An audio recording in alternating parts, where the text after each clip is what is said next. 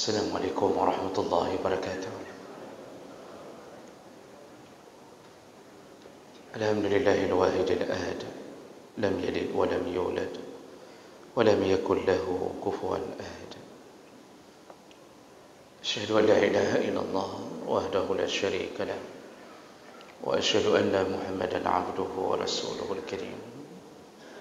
اللهم صل وسلم على نبينا محمد وعلى آله وأصحابه أجمعين. أما بعد، رب اشرح لي صدري ويسر لي أمري واحلل عقدة من لساني yafqahu qawli.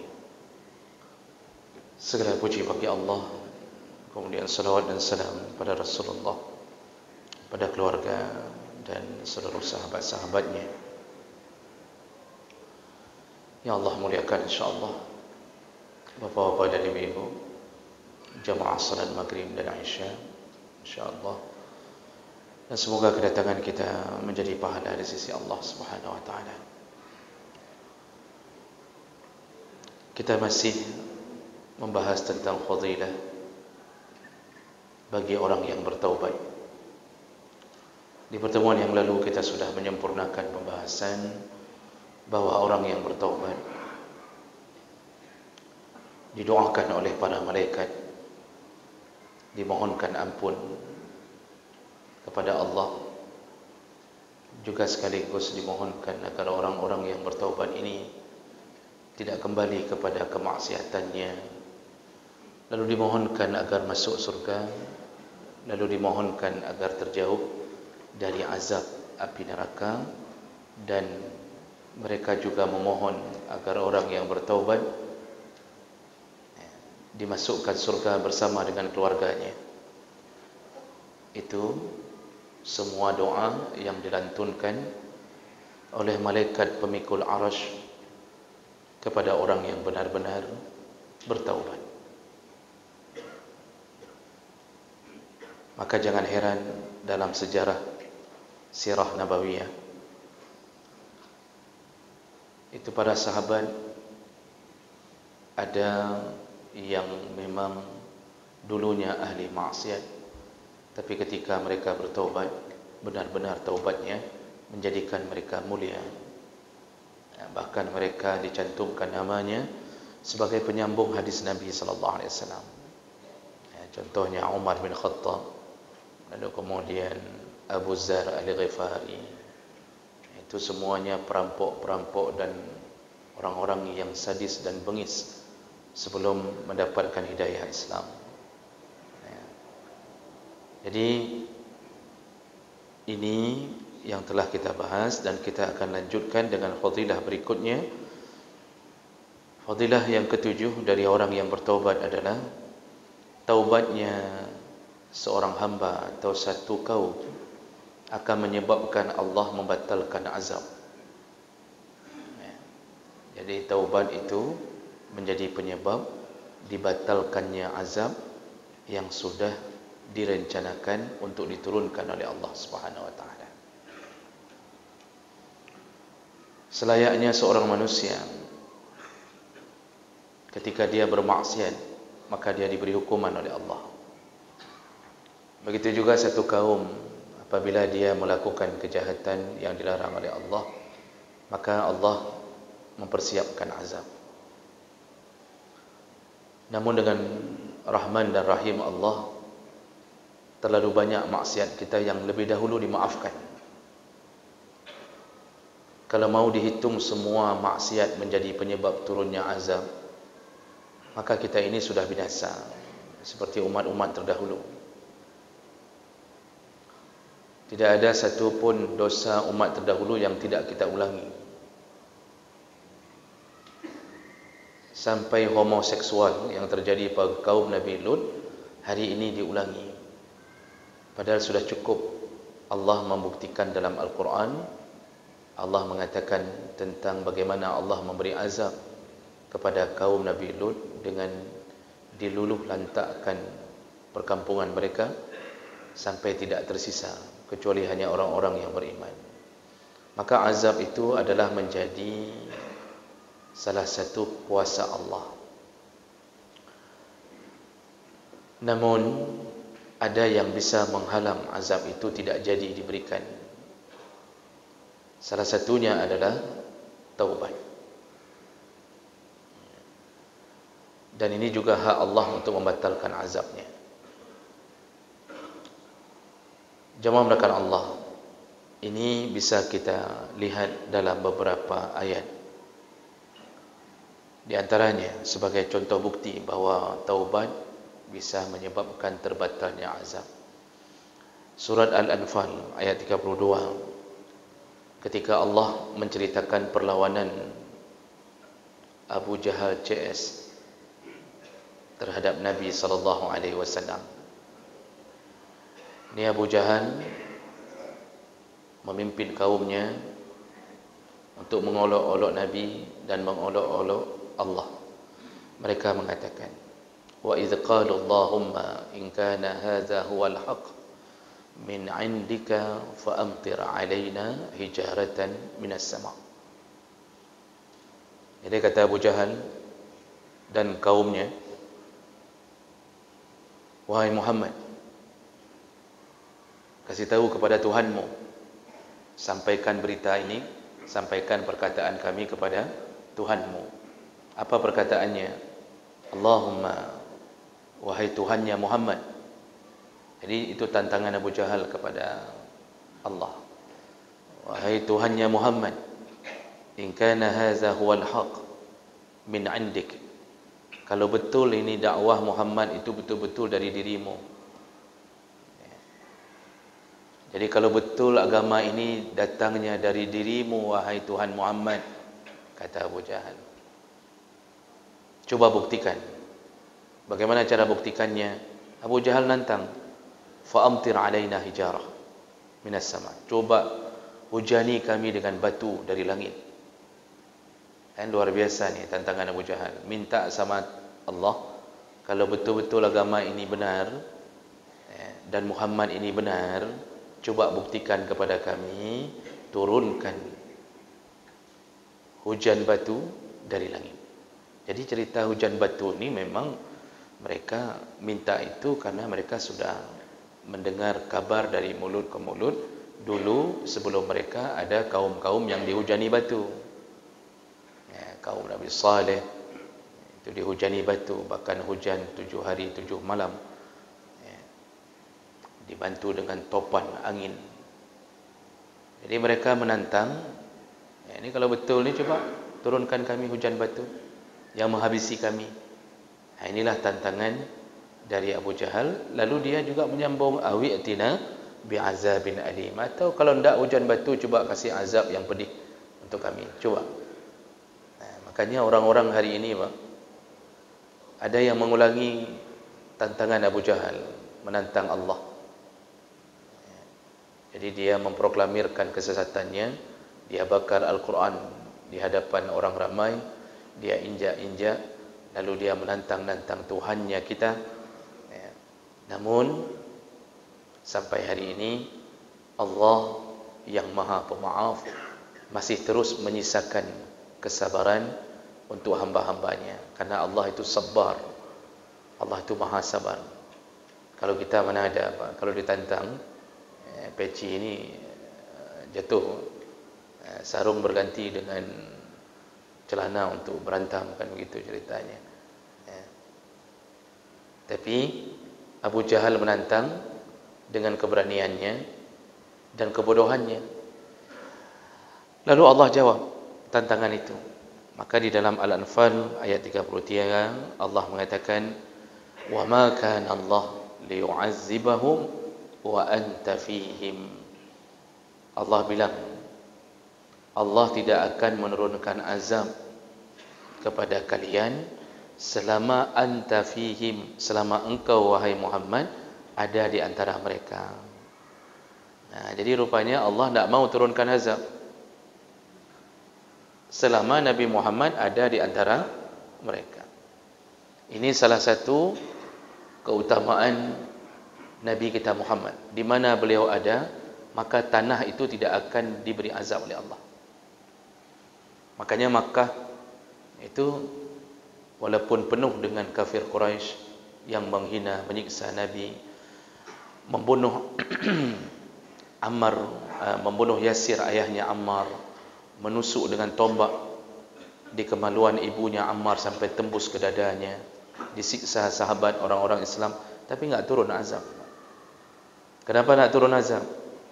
Penghalangnya ternyata ada kekasih Allah di situ, yaitu Muhammad sallallahu alaihi wasallam. Makanya selama hidup Nabi dimanapun beliau berada itu enggak diturunkan azab. Nabi pindah ke Madinah, enggak diturunkan azab apapun di Madinah. Madinah itu baru terkena penyakit ta'un di masa Umar bin Khattab, ya, sepeninggal Nabi. Itu bukan bermakna Umar bermaksiat. Artinya Allah menjadikan ta'un itu sebagai jalan menuju kesyahidan. Bentuknya bala seperti itu. Jadi Allah mengatakan itu supaya mereka tahu, wahai Abu Jahal, bukan tidak bisa kuturunkan dan kuhabisi engkau dan teman-temanmu, tetapi Muhammad ada di antaramu. Itu yang membuat Allah tidak akan memberikan apapun azab kepada tanah Mekah. Jadi itu penghalang pertama. Lalu disambung oleh Allah, wa ma kana Allah mu'azzibahum wa hum yastaghfirun. Juga Allah tidak akan turunkan azab kepada mereka selama mereka memohon ampun kepada Allah. Nah, ini kalimat kedua ini yang menunjukkan bahawa walaupun engkau menantangku, walaupun engkau bermaksiat kepada aku, tapi kalau engkau taubat, kembali memohon ampun, tidak akan kuturunkan azab kepadamu. Nah, ini bukti bahawa taubat adalah permohonan ampun yang menyebabkan azab tidak diturunkan kepada orang atau kaum yang bertaubat.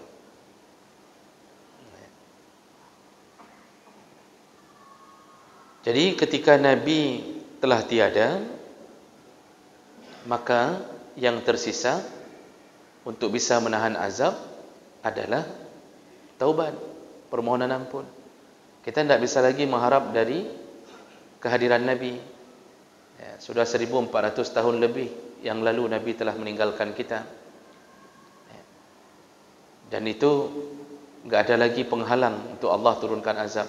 Namun ketika satu kaum bertaubat, memohon ampun, maka Allah menyisakan perihal yang kedua untuk tidak diturunkan azab. Ya. Jadi intinya taubat itu bisa menyebabkan azab itu tertunda. Tentu dalam satu kaum ada orang baik dan ada orang jahat. Dan itu enggak akan lepas sepanjang masa. Kalau seandainya kejahatan merajalela, lalu orang yang baik-baik hanya diam saja melihat kejahatan, berarti diamnya itu yang membuat Allah marah. Ini orang jahat dah banyak ni. Semakin dekat dengan kiamat, semakin banyak yang suka bermaksiat. Kalau orang yang baik kemudian diam saja dan hanya mengisi masjid-masjid untuk melakukan ritual ibadah saja, tanpa ada sedikit pun keinginan untuk mencegah maksiat itu supaya tidak terjadi, maka berarti Allah menganggap yang baik pun sudah membiarkan maksiat berjalan. Disitulah azab diturunkan, kemarahan Allah juga. Seharusnya kita beramar ma'ruf nahi mungkar, agar orang yang melakukan kejahatan mereka memohon ampun, bertaubat. Maka dakwah ini tidak hanya dilakukan di masjid-masjid. Di komplek kita tinggal pun berusahalah untuk berdakwah. Kita tinggal di tempat yang berbeda.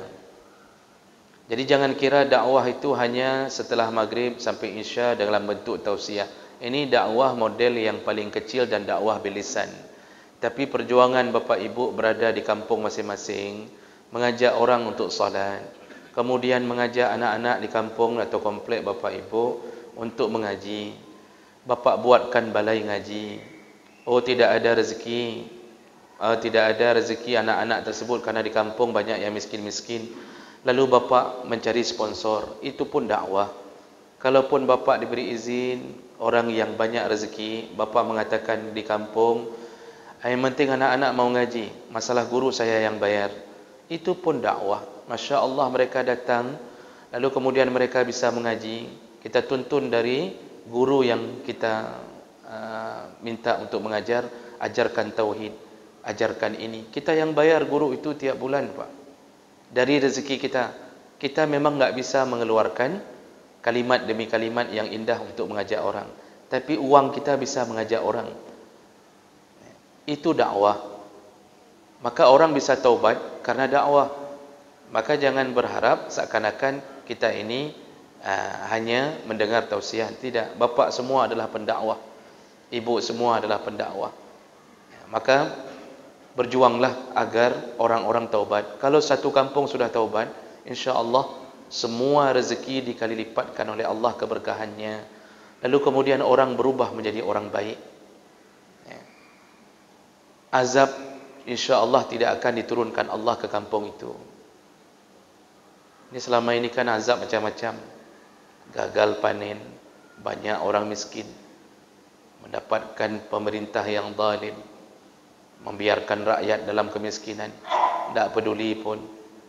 Kemudian kita kacau sesama kita. Nah, ini bahagian-bahagian daripada azab. Kenapa? Orang maksiat, tidak taubat. Maka enggak berhenti-berhenti azab, pindah dari satu azab ke azab yang lain. Dalam bukti yang lain, coba lihat dan baca kembali sejarah kisah Nabi Yunus alaihi salam. Bagaimana Allah menceritakan tentang kisah orang-orang yang detik-detik terakhir kemudian bertaubat sehingga Allah menunda azabnya. Nabi Yunus ini nama aslinya Yunus bin Matta, yaitu keturunan dari Nabi Yaqub bin Ishaq. Ishaq bin Yaqub, keturunan dari Nabi Ishaq, dari Nabi Yaqub alaihi wassalam. Nabi Yunus ini diutus oleh Allah di satu kaum yang bernama Ninawa. Lalu kemudian Ninawa ini letaknya di Iraq, di kota Mosul. Jadi kalau Bapak sering dengar masa-masa perang Iraq itu sering disebut kota Mosul. Di situlah tempatnya Nabi Yunus. Dan Nabi Yunus diutus oleh Allah bukan kepada kaumnya sendiri. Berbeda dengan nabi-nabi yang lain. Semua nabi-nabi yang lain itu diutus ke kaumnya sendiri. Wa arsalnahu ila qaumih, kami kirimkan Nabi Musa kepada kaumnya, Nabi Syuaib ke kaumnya. Nabi Musa orang yang diutus ke kalangan kaumnya Bani Israel, dia pun Bani Israel. Nabi Ibrahim ke kaumnya, Nabi Muhammad ke kaumnya, tapi ditambahkan ke seluruh alam hasil dakwahnya. Tapi posisinya tetap berada di kaumnya. Nah, Nabi Yunus sedikit berbeda. Nabi Yunus diutus bukan kepada orangnya sendiri. Jadi seperti hari ini dikirim Pak camat dikirim ke kampung orang, ke kecamatan orang. Seperti dikirimnya gubernur ke daerah Harang. Orang-orang Jakarta dikirim ke Aceh. Yang tidak punya, bahkan mungkin tidak punya pun nasabnya Aceh, misal contoh. Nah, itu contoh. Nabi Yunus dikirim ke orang yang bukan kaumnya. Dan Allah sebutkan dalam surat As-Saffat, wa arsalnahu ila mi'ati alfin aw yazidun. Kami kirimkan Nabi Yunus kepada kaum yang jumlahnya hampir 100.000 orang lebih. Itu bukan orangnya. Jadi kalau dai perbatasan, kita kan punya dai perbatasan, dikirim ke daerah Blangkejeren, ke Kabanjahi, ke sana ke sini, enggak kenal pun siapa di situ. Kalau nabi-nabi lain itu di situ nasabnya cuma kafir, syirik, musyrik, diutus untuk memperbaiki kaumnya. Nabi Yunus tidak. Maka tentu ini menjadi sebuah kendala sendiri. Makanya Nabi Yunus karena datang bukan dari kaumnya sendiri, dari kaum itu sendiri, lalu membawa ajaran tauhid, Nabi Yunus ditolak mentah-mentah. Ditolak mentah-mentah. Kalau bahasa sekarang kenurung gedanya. Kalau bahasa Inggrisnya kenasaulo inan. Bukan isi daging di situ. bukan daging dalam, bukan daging dalam situ, kena Solo. Jadi bukan penduduk asli situ. Jadi ya, orang datang kampung kita lalu jadi pendakwah, tentu kita curiga, ini ada apa ini? Ini mau ngapain nih? Siapa kamu? Siapa nenekmu? Maka Nabi Yunus punya kendala sendiri. Maka disebutkan dalam banyak kitab sejarah para nabi, itu disebutkan beliau itu berdakwah di kaum itu mencapai 33 tahun lamanya, dan tidak ada yang mau beriman kepadanya seorang pun. 33 tahun lamanya tidak ada yang mau beriman seorang pun. Nabi Nuh dikirim ke kaumnya, berdakwah 900 tahun lebih, ada sekitar 80 orang, 80 sekian orang yang beriman. Ini 33 tahun belum ada satu pun. Ya karena tadi faktornya juga tadi, pertama mereka menolak kehadiran Nabi Yunus, yang kedua itu bukan hubungan nasabnya sama sekali, akan kaum. Kemudian yang ketiga, mereka memang tidak percaya pada apa yang disebut oleh Nabi Yunus tentang adanya Allah yang tidak nampak dilihat sekarang. Kaumnya itu juga penyembah berhala. Maka karena merasa kesal, tidak ada sambutan sedikit pun, disitulah Nabi Yunus tanpa izin dari Allah. Ini ceritanya, Pak. Tanpa izin dari Allah, beliau keluar dari kampung itu dalam keadaan kesal. Beliau bukan kesal ke Allah, kesalnya kok enggak ada yang satu pun yang mau terima dakwahnya. Jadi karena kesal, ya kesalnya seorang nabi, bukan merasa kesal kenapa engkau utus ke sini ya Allah, tidak. Kesalnya kenapa engkau tidak terima ini kebenaran yang bisa menyelamatkanmu. Nabi Yunus keluar dari kampung itu tanpa izin Allah. Disitulah kemudian dia, sebelumnya dia telah diberitahu oleh Allah. Ya, jadi sebenarnya Nabi Yunus itu dalam ayat-ayat itu sudah dikasih tahu oleh Allah bahwa kasih tahu kaummu 3 hari lagi azab akan turun. Jadi Allah sudah kasih tahu Nabi Yunus, kasih tahu ke kaummu 3 hari lagi azab akan turun. Namun Allah tidak mengatakan engkau boleh keluar begitu saja. Tapi Nabi Yunus setelah memberitahu itu keluar begitu saja tanpa izin dari Allah. Kalau Nabi Lut disuruh keluar sama Allah. Kata Allah waktu cerita Nabi Lut itu kan dalam Al-Quran disuruh keluar. Keluarlah engkau dan orang yang beriman bersamamu. Keluar. Nabi Yunus enggak ada izin. Dan belum waktunya disuruh keluar. Nabi Yunus keluar sendiri. Akhirnya diberilah ujian oleh Allah. Allah marah kepada Nabi Yunus, ya, marahnya kepada nabinya tentu bukan marah kepada ahli maksiat. Diberilah ujian kepada Nabi Yunus. Nabi Yunus naik ke satu kapal karena ingin meninggalkan kaumnya jauh-jauh. Lalu di kapal itu dalam tafsir Al-Qurtubi, tafsir Ibnu Katsir, ketika menanggapi ayat-ayat tentang kisah Nabi Yunus ini, beliau para ahli tafsir mengatakan itu kapal itu tiba-tiba dihantam badai, gelombang besar diiringi dengan petir. Di masa itu masih ada satu kepercayaan bahwa ini kalau sudah begini ada sesuatu yang salah. Walaupun mereka tidak meyakini itu ada Tuhan selain Allah, mereka meyakini ini kayaknya ada yang sial nih. Dan dalam tafsir sebutkan barang-barang di kapal sudah dibuang karena merasa ini mungkin karena keberatan kapal. Tapi ternyata setelah dibuang barang-barang di kapal masih juga begitu. Lalu terfikirlah oleh mereka, oleh nakoda dan beberapa ini, bahwa ini ada yang membawa sial di kapal kita. Dilakukanlah undian. Siapa yang membawa sial? Diundilah nama-nama orang di kapal itu. Ternyata izin Allah yang keluar adalah nama Nabi Yunus. Nabi Yunus enggak terima. Enggak terima. Kok bisa? Saya pula, saya Nabi, saya pula. Jadi janjinya siapa yang keluar namanya dicampak ke laut. Lalu undi sekali lagi. Diundi sekali lagi dengan izin Allah, keluar lagi nama Nabi Yunus. 3 kali, Pak. Makanya undian itu ada campur tangan Allah. Dalam semua pembahasan fikih, kalau ujung-ujungnya enggak bisa selesai, yang modelnya ada akad-akad yang enggak bisa selesai, itu disuruh undi. Disuruh undi. Sampai Nabi pun ketika berperang untuk membawa isteri-istrinya siapa duluan yang belum siapa, kemudian diundi. Makanya orang hari ini suka dengan yang model undi-undi, termasuk main julu-julu. Itu yang keluar namanya ada campur tangan Allah, ada.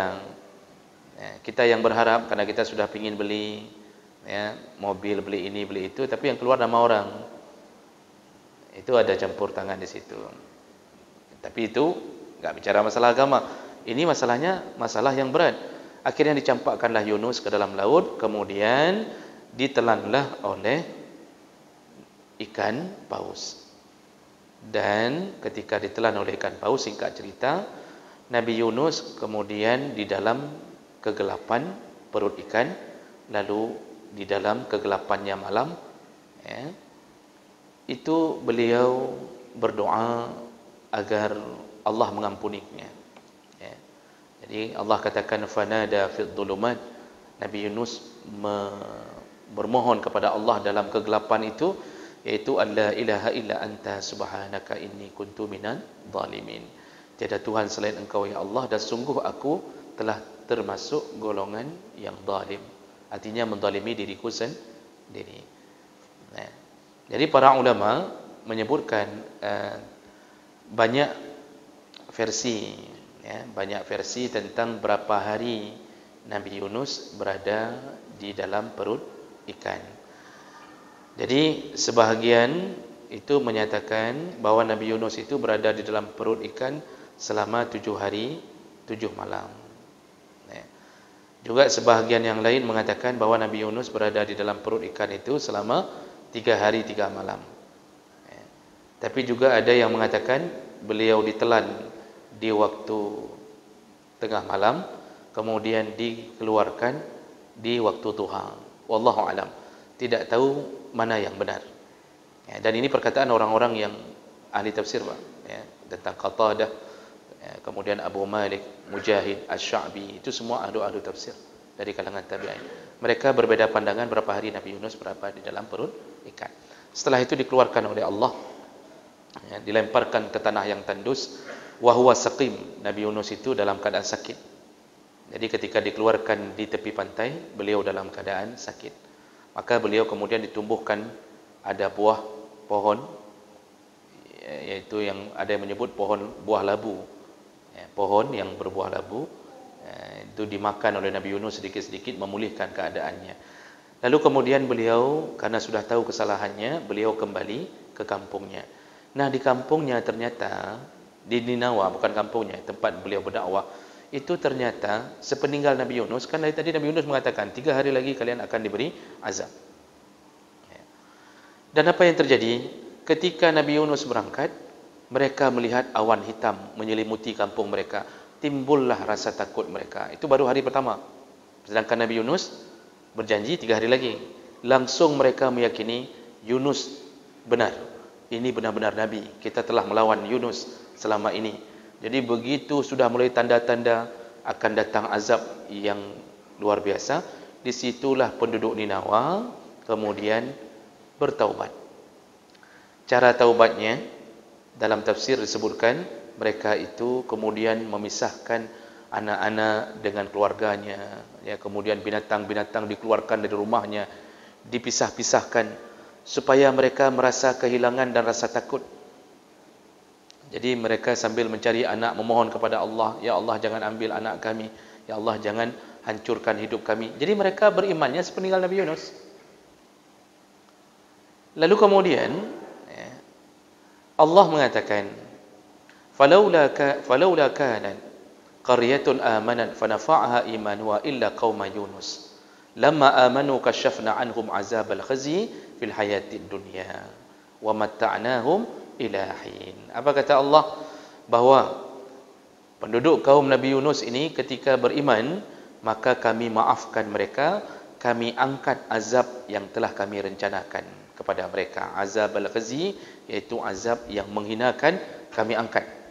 Tidak jadi kami turunkan kepada mereka, lalu kami ganti mereka dengan matta'nahum ilahin, yaitu kami berikan kesenangan sampai batas waktu yang tidak tertentu. Artinya yang tertentu, yaitu sampai kematian mereka, mereka dapat kesenangan setelah taubat. Nah, jadi rupanya yang 3 hari telah dijanjikan Allah enggak jadi diberi. Padahal kan Allah tidak pernah melanggar janji. Kan itu janji, itu kan perkataan Allah sendiri bahwa Allah tidak akan melanggar janji. Tapi kemudian Allah ternyata setelah mengatakan ke Yunus, Allah sendiri yang kemudian membatalkannya. Itu bukan bermakna Allah melanggar janjinya. Ternyata Allah melihat ada keseriusan. Makanya ahli tafsir mengatakan, kenapa kaum Nabi Yunus tiba-tiba dihilangkan azab setelah dijanjikan azab? Seharusnya kan konsepnya orang kalau sudah sampai taubatnya di waktu sakaratul maut itu enggak diterima. Jadi taubat setelah melihat tanda-tanda azab seharusnya kan enggak diterima. Sebelumnya enggak mau taubat, sebelumnya enggak mau beriman.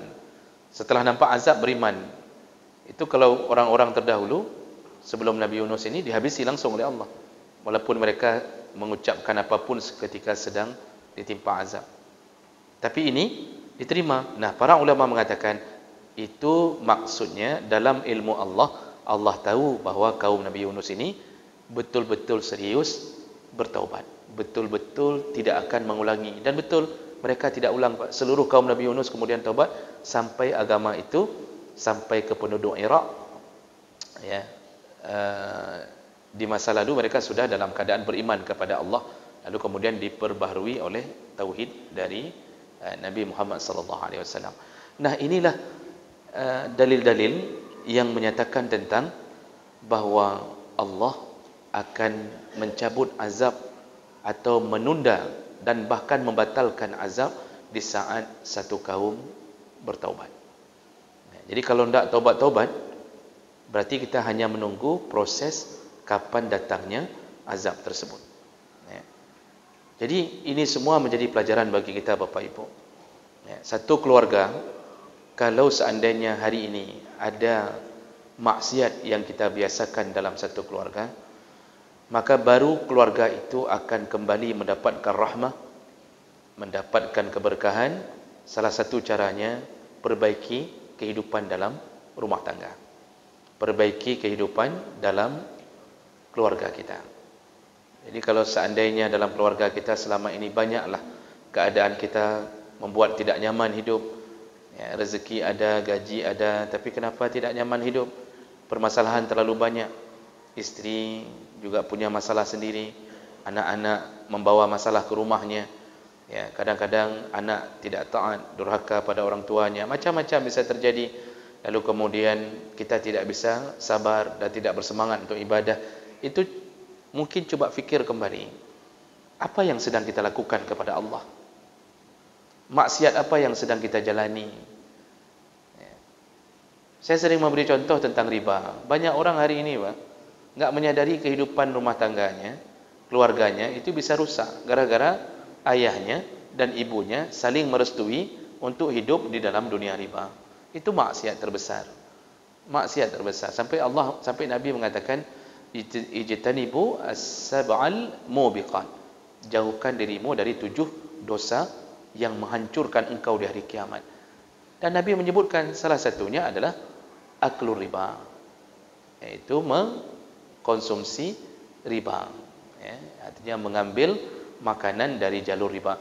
Lalu kita berada dalam rumah tangga, hidup dalam keluarga, Pak. Capek didik anak, ujung-ujungnya anak jadi pencuri. Sekolahkan anak jauh-jauh, tinggi-tinggi, sampai waktu mau masuk kerja kita sogok, Pak. Kita sogok, ujung-ujungnya jadi pembunuh. Sudah menyogok untuk kerja, kita tempel fotonya di ruang tamu. Walaupun kita enggak menulis bahwa anak kita disogok, seharusnya kita tulis sebuah foto itu, ini hasil sogok, ini hasil sogok. Seharusnya kita tulis, tapi kita enggak mau tulis. Tapi karena itu kita masuk dalam maksiat yang kita tidak tobat-tobat, anak kita yang seharusnya membanggakan ternyata ujungnya menjadi pembunuh, menjadi koruptor, menjadi penzina. Apa yang salah?